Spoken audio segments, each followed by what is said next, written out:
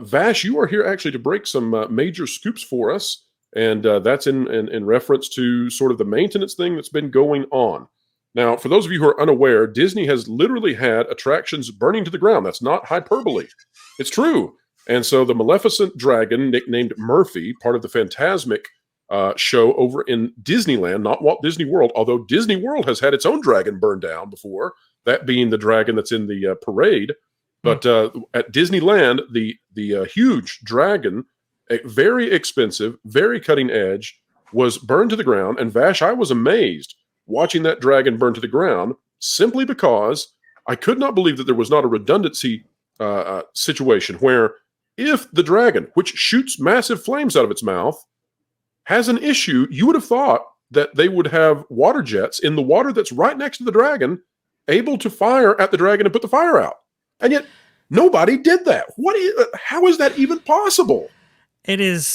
It was so incredible. I mean, just to give people a perspective here, this dragon is 45 feet tall. It's 5 tons. It's well over $10 million in terms of cost. This is a very impressive figure. And to have it lit up as a towering inferno, it was very shocking to guests and Disney alike. And like you said, Pro, I mean, they were very, very fortunate that this didn't actually turn into a far bigger disaster than it ended up being. And still, a lot of people said, well, nobody was hurt. Yeah, but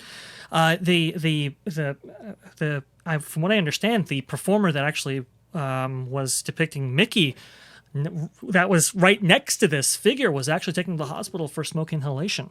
Okay. That's very interesting. I did not know that. So let's talk about that for a minute, Vash. That's a big deal.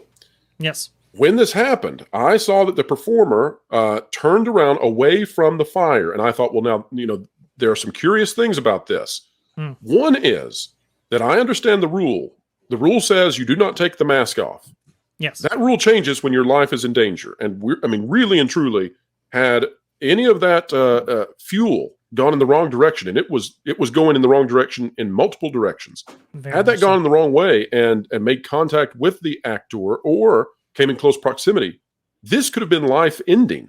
Absolutely. Well, so the actor kept the mask on, they turned around, and then at one point, they're standing on the lift that exits them out of the show area. Correct. And they make this very hard nod towards the controls personnel, to like saying, "Get me out of here." Yes. What do you make of this? Is there not a point where Disney cast members should know it's okay? You can break the show now. The dragon is burning to the ground. Please remove your mask and run and get out of here. That would have been. I mean, I understand there's a cardinal rule, never take the mask off, but there should have been procedures in place to protect that cast member in that distinct instance. Unfortunately, it didn't occur to the degree that it should have. Well, thank you for providing the footage right there. Absolutely. And you can see it's spewing out this this propellant, this liquid that is made to be set on fire when this dragon actually breathes fire. So to actually not have a built-in suppression system or to have a procedure in place to actually have those cast members exit, this was a chemical fire here. Not the jets in the water, nor the some guy has like a garden hose on it at one point. Yeah, well, that would have done nothing. This built-in fire suppression system should have been built into the actual figure itself in order to extinguish these flames, not just for the sake of property, but also sake of life as well. Well, let's say too, Scott Guston is the person who has this tweet up. There are many different video captures of this. Yes. People should go check those out. We want to give full credit though to the one who has put this out there. But everybody can see down there at the bottom, there's the water in front, right? And that water is used all the time, and it has fountains in it. Mm-hmm. I am in disbelief that there are not jets pointed at a dragon that shoots fire where somebody can hit the red button. I just can't believe there's not a redundancy system here. I have a question. Would this fall literally under safety protocols or anything like that at the park? Just so. due to the fact, well, you think about it this way, your audience is in jeopardy, so to say. If it is spewing fire and it does say, let's say we have one of those containers to explode, this is all hyperbole at this point. Well, no, it's not, Stephen, because actually not in this video, but in other videos, this thing shoots fire like projectiles while it's burning. So let's not even look at that. Let's say this is not being controlled. They have no emergency override to even splash water, emergency fountains, anything like that. If it did actually explode, it would then also create a metal shrapnel going in every direction. Yes, well, it would have, yes. So this is a fault of Disney for not having more safety precautions in. Aren't these things inspected? See, this is what brings us to our kind of next point about the maintenance itself. From what I understand, hearing from my sources, they just actually had a discussion about this morning for the technicians there and performers, and it was, from what I understand, somewhat contentious. Well, okay. So, folks, this is exclusive information being broke on the channel right now. Vash, what have you heard? From what I understand, it was somewhat contentious. It was very much there's finger pointing being laid in all directions, because you have entertainment, who has the technicians and they have their performers, right? And then you have the maintenance department that services the entire resort. You know, they're pointing fingers at them, saying, why wasn't this figure actually maintained or inspected, like Steven said there? I mean, this system should have been pressurized, and it should have been leak tested before every single performance. Why that was not done here, there's a lot of talk about that. There should also have been staff on hand with some type of training if something like this goes wrong, to automatically evacuate the guests there. Like, this is nuts. Yeah. Well, and here's the other thing about it. So, yes, it's bad to watch your extremely expensive, incredibly difficult to replace dragon burn to the ground. But once this thing started burning, okay, so let's move past the point where something goes wrong, which looks like in video, although I cannot confirm yet, that a fuel line had become separated at some point, and therefore the fire was shooting in the wrong directions. But whatever the case may be, once the dragon is on fire, Disney actually lucked out.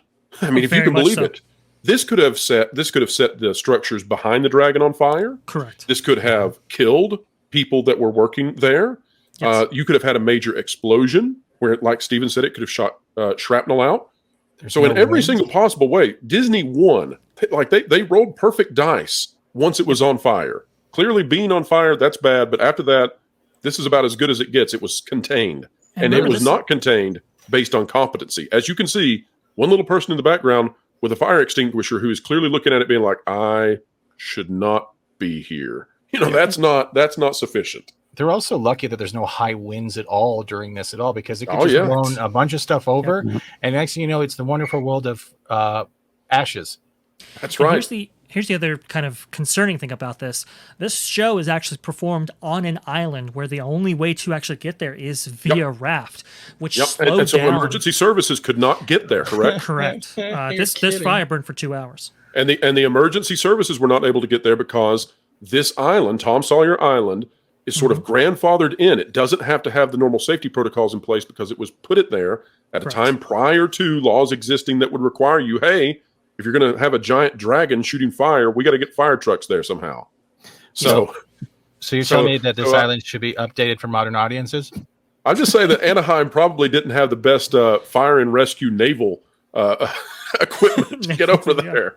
John, what do you think about it? I mean, it sounds like an absolute disaster on a number of fronts. The fact that I guess this is California is letting them get away with their grandfathered in island here, where you don't need like a bridge to. John, they don't need to be inspected in Florida. That would be very bad. They don't need to be inspected by the state in Florida. It's not a bad.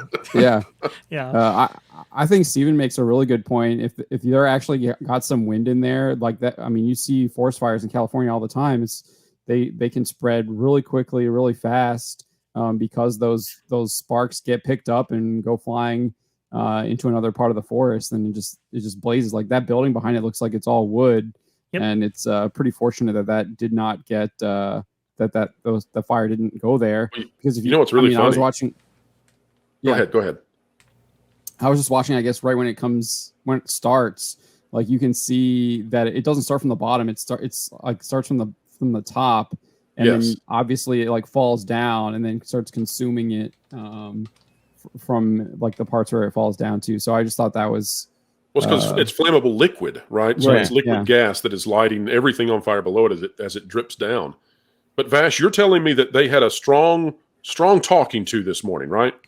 Yes, correct. And I want to go ahead and, as a duly designated representative of the city, county, and state of New York, I order you to cease any and all supernatural activity and return forthwith to your place of origin or to the nearest convenient parallel dimension. That ought to do it. Thanks very much, Ray. Yes. All right, so Yeah. everything's been solved, folks. Ray has went and told him exactly how it's going to be done.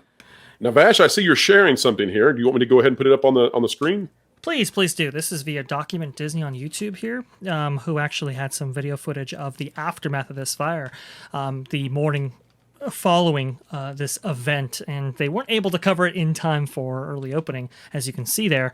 But Well, you got to put a fire out before you can get started doing that sort of thing. So yeah, I would have be just fast. I would have replaced it with a giant Pepto-Bismol bottle and just said my dragon had heartburn. But you can see, I mean, to John's point here, the structures around it, I mean, thankfully, they weren't actually, scorched in any meaningful way or damaged by this fire. I mean, I'm sure there is damage in the surrounding areas, but it was largely contained, which thankfully. But from what I understand, the pit with which this dragon actually extends from and submerges into was heavily damaged. So you have a powerful lift there that sends Mickey up to on stage, let's say. Or in this case, gets him out of there because he won't take his mask off. Well, it's almost always a woman who's playing Mickey, but should have thrown the mask and ran. Let's just get real. Like, don't die. There's no reason to die. There should have been something built in, like an automatic compression system, like there's the head. Hot, and then foam releases. They should have had at least something put in like that.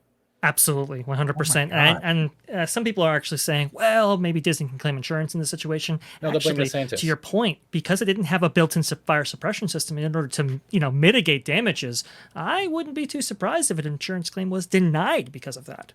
All right, so let's take a look now. John has sent us the video of it starting. Let's take a look at this real quick. You can kind of see that clearly as it starts to shoot the flames, the fire escapes where it should be, obviously.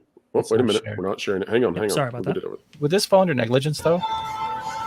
Here we go, folks. Sorry about that. Possibly, yeah. There is an investigation being conducted. Now, what I want people to see, because this is what's amazing to me, because this is just incompetent. It's totally incompetent. For those of you pixie dusters out there who think Disney always gets things right, look at the water jets. Let's go back, and then I'm going to show you about what Mickey does. See all those water jets? Why is there not a red button that shoots those at the dragon if something goes wrong? That's insane. Would it depend on the chemicals? The chemicals themselves, would it just spread it if it's not working with water too? From what I understand, it was a chemical fire to the extent of which wouldn't have been mitigated by water only. Well, perhaps not. But you would think at least there would be a shutoff that could have been hit to stop the liquid fuel from being sent. Absolutely. And then, even in a chemical fire, once the source has been cut, you would think that spraying water would be a decent thing, especially if the fire were to catch on to some of these other structures, not being burned by the chemical per se, but just catching fire onto the wood of the structure behind, etc. You would think there would be redundancy systems in place. That does not seem to have been the case. Now, before we hop on, let me show you this too. Everybody look to the left. Everybody see Mickey over there? Right. Watch Mickey. Mickey realizes there's a problem, turns around away from the dragon. We'll see again. And then you're going to see Mickey give this head nod that's like, get me out. Everybody see that? Yeah. Let's look one more time. See the head nod that says, get me out? Now, there's a different gesture that the cast members are supposed to make when they're playing the part of these characters. There's a motion that they can make, and maybe I shouldn't say it on. Let's just say they cover their nose with one hand. But there's a gesture that they can make to say, "I'm in trouble. Get me off of. Get me backstage." In this case, that was totally ignored. It was just the head nod, like, "Hey, I'm ready to be out of here now." So very interesting all around, guys. Let's any thoughts on this as we wrap up the dragon burning to the ground as Disney fires people? Did they offer any of the guests free marshmallows for their next experience? I'll finish with this because on Orange Grove 55 we're actually going to have a show, Freshly Squeezed, talking about a lot of this very much in depth. But I think this is endemic of a larger issue playing at the Disneyland Resort specifically, and maybe even Disney parks worldwide. We have seen a number of catastrophic incidences actually happen at the at Disneyland Resort. For instance, in 2021 in November, the famous It's a Small World attraction actually had its control room flooded completely when they were doing the Christmas overlay that year that had that attraction down for months at a time. In 2018, we had an incident in which the World of Color show that plays nightly at Disney California Adventure theme park, one of its main control systems, this kind of control vault on top of these platforms, was actually submerged and was heavily damaged, requiring millions and millions of dollars in replacement. The Tarzan's Treehouse, for example, had an incident in which a plank gave way. Luckily, nobody was hurt. But then in September of 2021, the entire attraction was taken down and still has not reopened from a major overhaul. In May of 2022, the Radiator Springs Racers attraction over there at California Adventure actually suffered from a fire from a ride vehicle itself, which, if you've ever been in a ride vehicle, you're locked down. You can't actually leave. That could have been catastrophic, unfortunately. Fortunately, nobody was actually injured. Wasn't there something that sunk, too, with people on it? Isn't there like a ride that yes, sunk? so that there have been a range of incidents at Splash Mountain where involving logs, I believe both at Disneyland and Walt Disney World, but mostly Walt Disney World, where you have logs actually submerge and sink with guests actually in them. We just seen a lot of this going on, and it is these kind of like once in a 50-year type events. And I just worry that if they're cutting maintenance to the extent that they are, in this case, they were very fortunate that nobody was killed. But we have seen, specifically the late 1990s and early 2000s, where that has been catastrophic, that has had consequences in the form of people actually dying. For example, if anybody looks at the Columbia incident, where you had, it was moored, and the cleat actually gave way and struck somebody in the head. Or Big Thunder Mountain Railroad at Disneyland, in which you had a train kind of derail, and unfortunately somebody was crushed there. So these have had devastating consequences from this kind of deferral of maintenance kind of philosophy. And unfortunately, I think we're back here with the Disney parks, and it's really, really sad to see. These things should not Stephen, we got to move on. So be quick on this one. It'll be a quick question, but you'd think that the fact that the parks are their main source of income, right? That they would do the most top tier maintenance and making sure all the safety checks are passed to make sure that the safety of their income is like literally protected. Why is this not seem to be happening? They don't seem like rare incidents anymore. It seems like more they're just relying on their old tech to be the standard rather than keeping the old tech over time upgraded. So this is why I'm not so adverse to maybe necessarily the Florida government coming in there and regulating Walt Disney World, because unfortunately the company has proven that they don't necessarily regulate themselves to the degree that I think people would envision that they should. Absolutely. Now, folks, we do have kind of a funny thing for you in the Pro Store. If you're so inclined, we're not going to spend a lot of time on this, but for those of you who would like to have some fun at Disney's expense, and maybe at Florida's expense, you may have heard that Governor Ron DeSantis has threatened Disney with putting a state prison in Walt Disney World under Reedy Creek. And that's not going to happen. Surely that's not going to happen. However, let's have some fun with it. If you're interested in the Pro Store, below the video right now, you can see these items. We actually have Reedy Creek State Prison items now available, including that all-important bath mat. For those of you, don't drop the soap now, but there are all kinds of Reedy Creek State Prison items for you. They're all in orange. They're all beautiful, and they are all declaring out loud to everybody who sees you that it is truly the happiest jail on earth. So there you go.